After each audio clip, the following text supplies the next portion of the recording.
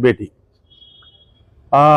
जैसा कि आप लोग जानते हैं कि हैदराबाद तेलंगाना में जो एक महीना पहले जो बड़ा एक स्कैंडल हुआ था DKZ टेक्नोलॉजी डिकाजो के नाम से, बहरहाल बड़ी देर कर दी मेहरबान आते आते।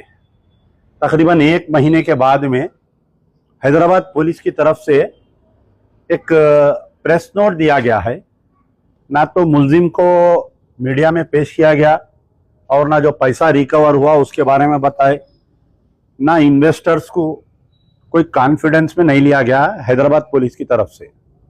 एक्चुअल इशू यह है कि दो लोग, सैयद अशफाक राहिल और मोहम्मद इकबाल, सैयद अशफाक राहिल और उनकी अहलिया, और ये मोहम्मद इकबाल और एक उनके कोई रिश्तेदार, दो तीन जने मिलकर 2018-19 में एक फॉर्म रजिस्टर करते हैं जिसका नाम है DKZ टेक्नोलॉजी, और तकरीबन 1 लाख को महीने को 10 से 12 हज़ार रुपये देने का वादा करते हैं। 2018-19 में तकरीबन 2022 के एंडिंग तक भी इसके अंदर ज़्यादा इन्वेस्टर नहीं आते, लेकिन कुछ यूट्यूबर्स को और सोशल मीडिया नेटवर्किंग को इस्तेमाल करते हुए मासूम अवाम को टैप किया जाता है। ऐसे ऐसे वीडियोस बनाए जाते हैं कि इसके अंदर जो है यूट्यूबर्स को एनरोल करके 2022 के एंडिंग से लेके 2024 तक तकरीबन 18,000 लोग जो है इसके अंदर इन्वेस्टर बन जाते हैं। लेकिन पुलिस की रिपोर्ट ये है कि इसके अंदर करीब 30,000 इन्वेस्टर्स है बोलकर, क्योंकि कई ऐसे इन्वेस्टर्स है जो पड़ोसी रियासत कर्नाटका, महाराष्ट्र, आंध्र प्रदेश के भी इसके अंदर इन्वॉल्व है। तो तकरीबन 3-4 महीने तक इन्वेस्टर्स को जो माहाना पैसे का वादा किया गया था वो नहीं मिलता है।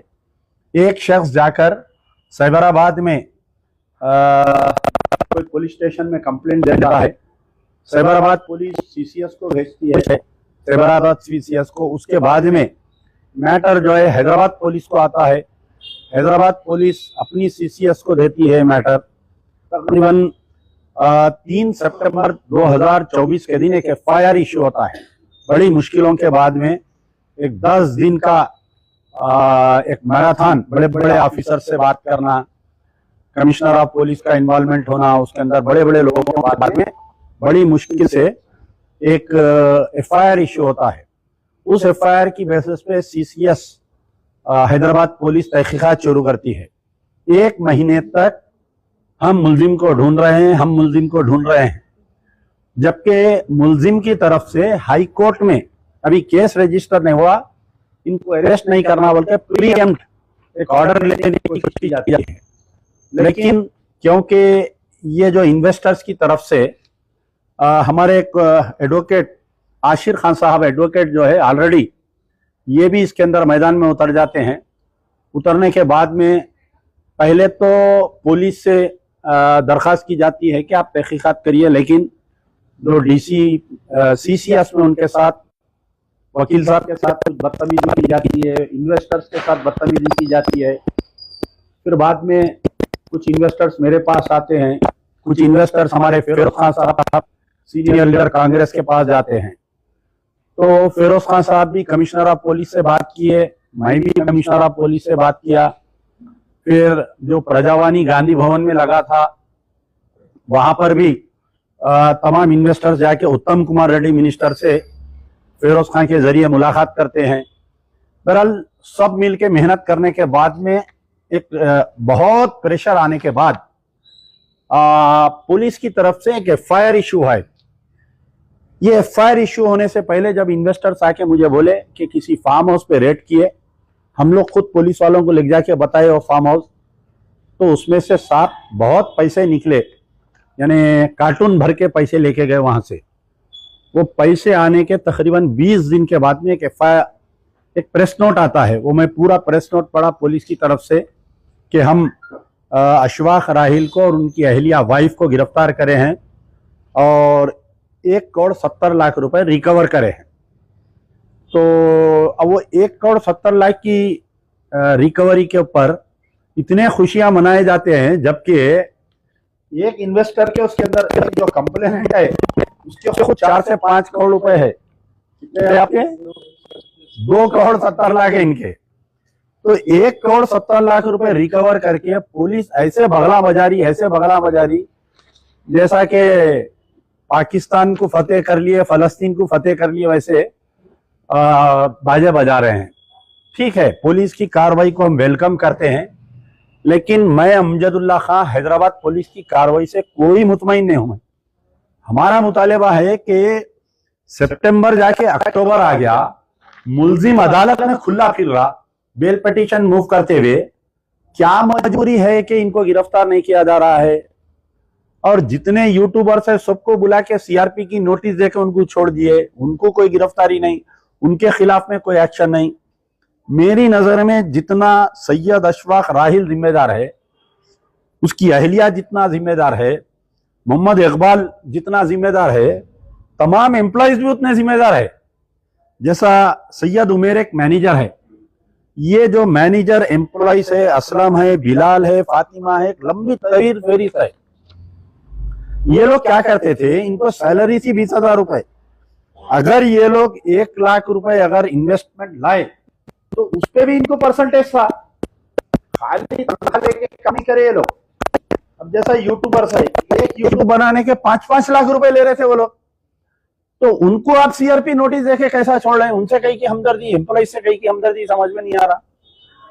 तो commissioner of police CV Anand साहब से मेरी गुजारिश है कि ये जो सीसीएस में जो इन्वेस्टिगेशन हो रहा, हम उससे मुतमईन नहीं है। हम ना मैडम से मुतमईन है, ना वो इंस्पेक्टर ऑफ पुलिस, क्या नाम है उनका, वो जहांगीर यादव, ऑलरेडी मशीराबाद में सस्पेंड है, सरकार है वो, तो ऑलरेडी उनके ऊपर कई करप्शन एलिगेशन है। आप ऐसे आदमी से इन्वेस्टिगेशन करा रहे हैं, तो हम उनसे भी मुतमईन नहीं है।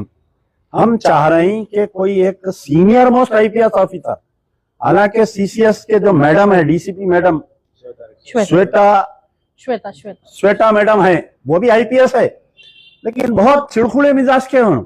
इन्वेस्टर गए तो आप अखलाक से बात करना, आईपीएस ऑफिसर अखलाक से नहीं बात करके उनके आंख पे आ जा रही हैं, उन लोगों को झुड़ियां देके चला रही हैं। 18,000 इन्वेस्टर, खाली हैदराबाद के 12,000 इन्वेस्टर है उसके अंदर। तो हमारा मुतालिबा है कि या तो इसके अंदर आप सीआईडी को इन्वॉल्व करिए। रेवंत रेड्डी साहब, इतना बड़ा स्कैंडल हो गया, एक मामूली सी अगर कहीं सिलेंडर ब्लास्ट होकर 2 लोग मर गए तो चीफ मिनिस्टर का स्टेटमेंट आता उसके अंदर। कोई अगर छोटा सर का वाकया हो गया तो चीफ मिनिस्टर का स्टेटमेंट आता। इतना बड़ा स्कैंडल हो गया जिसके अंदर अभी तक 5 लोग कुदरती तौर पे हार्ट अटैक होकर मर गए या कोई सुसाइड कर लिए बोल रहे हैं, अभी तक नहीं मालूम हो रहा। कई लड़कियों के शादियों के अमाउंट थे, शादियां वो हो गए, कई लोग अपने सर्जरियों का अमाउंट रखे थे, वो अमाउंट डूब गया पूरा। तो जब तक पुलिस इसके ऊपर सख्ती नहीं करेंगी तो आगे चल के ऐसे तो धोखेबाजी होते रहेंगी। सबसे पहले है कि इंटेलिजेंस का फेलियर है कि एक आदमी जो है 4 साल से लोगों को बेवकूफ बना रहा और 2 साल से ये बामे उरूज पे है, तो इंटेलिजेंस डिपार्टमेंट क्या कर रहा था? Why the intelligence department alert क्यों नहीं करा चीफ मिनिस्टर को? समझ में नहीं आया। डीजीपी को क्यों अलर्ट नहीं करा? शहर का स्पेशल ब्रांच क्या कर रहा था जो कमिश्नर ऑफ पुलिस को अलर्ट नहीं किया? ये इंटेलिजेंस वालों को आम पुलिस वालों से डबल तनख्वाह मिलती इनको, ये स्पेशल ब्रांच वालों को इंक्रीमेंट मिलता, मकबरी अलाउंस मिलता इनको, लेकिन इनको भी ये नहीं करे। ये लोग क्या कर रहे हैं भाई पुलिस, बताइए आप? खाली जो है मुस्लिम तंजीमों के पीछे, मुस्लिम लीडरों के पीछे पूरी अपनी तवानाई वेस्ट कर दे रही इंटेलिजेंस और स्पेशल ब्रांच। ये इकोनॉमिक ऑफेंसेस के ऊपर क्यों नहीं देख रही, मुझे इस बात समझ में नहीं आ रही। तो कई लोग मुझे मुबारकबाद दे रहे थे फेसबुक पे, वो भी आ गया कि अमजदुल्ला खां के नाम ही काफी है कि उनकी वजह से जो 1 करोड़ 60 लाख रुपए गिरफ्तार, 70 लाख वो हो गए। मैं आपको बोल रहा हूं, मैं ये 1 करोड़ 70 लाख के रिकवरी से बिल्कुल नाखुश हूं। मैं जब खुश हूंगा जब ये पूरे गिरफ्तार होंगे। मोहम्मद इकबाल गिरफ्तार, क्या दाऊद इब्राहिम है, उन्हें मोहम्मद इकबाल गिरफ्तार नहीं हो रहा तो बताइए आप। और in what way the police is giving CRPC notice to the YouTubers and leaving them? In what way the police CCS is giving CRPC notice to the other employees like manager, and they are also involved. They were taking 20,000 to 30,000 per lakh rupees. वो कैसा involve नहीं हुए, आप बताइए मेरे को। उनके साथ क्यों हमदर्दी की जा रही है, मुझे बात समझ में नहीं आ रही।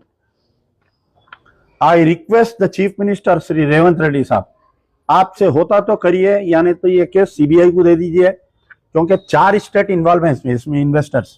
महाराष्ट्र के इन्वॉल्व है, और आपके इसमें कर्नाटका, तेलंगाना, आंध्रा, 4 स्टेट के इन्वेस्टर्स इन्वॉल्व है।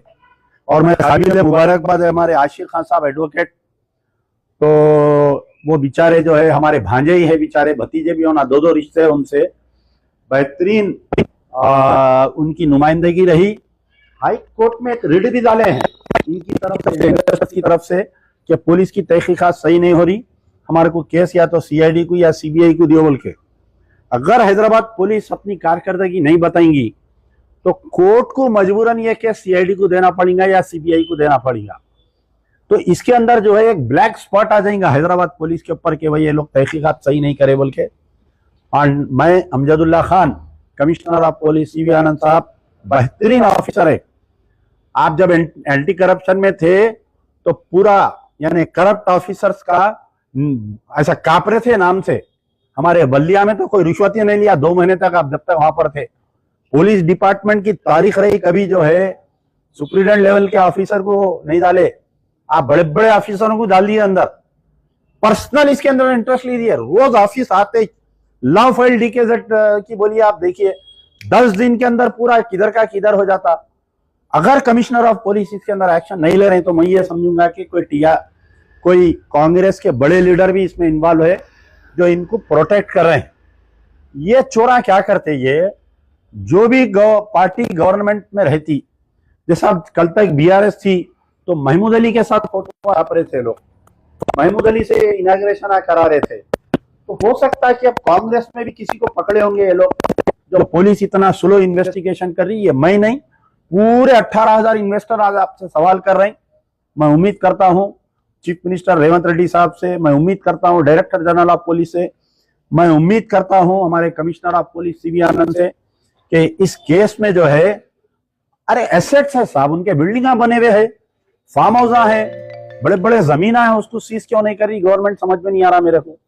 तो उसको सीज करिए, उन लोगों को पूरों को गिरफ्तार करिए, और ये सोशल मीडिया पे मत चलाइए। 1,70,00,000 लेने से अमजदुल्ला खां खुश है। अमजदुल्ला खां अगर फर्ज करिए एक भी इन्वेस्टर के अगर पैसे नहीं मिलेंगे, अगर 99% इन्वेस्टर के पैसे मिल जाएंगे तो भी मैं खुश नहीं रहूंगा। ये हमारा पुकार, ये हमारा एहतजाज 1-2-3 दिन हम देख रहे हैं। अगर पुलिस ये हमने की, और मैं उम्मीद करता हूं कि हमारी सरकार यहाँ पर हमारी बात सुनेगी और ही एक्शन लेगी। शुक्रिया। यार जिंदा सोबत बाकी।